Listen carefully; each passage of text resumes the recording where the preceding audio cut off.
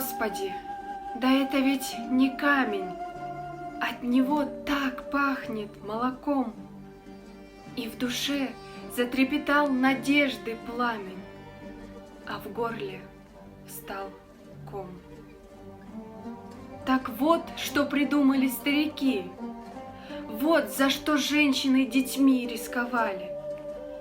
Они нас от болезней берегли, они нас от безверия спасали.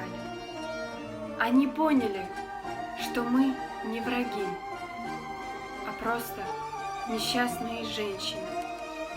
И чем смогли, помогли, поразив нас своей человечностью.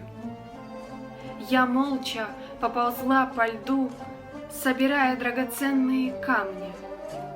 Теперь я отвратила от них беду, спасая их от охраны.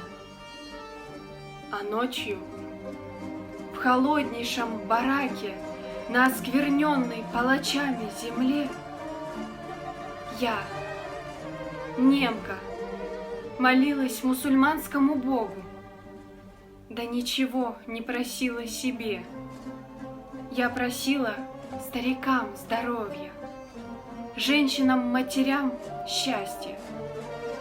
Особенно я молилась за детей, чтобы они не видели несчастья. Я прошла все круги ада, потеряла веру и друзей.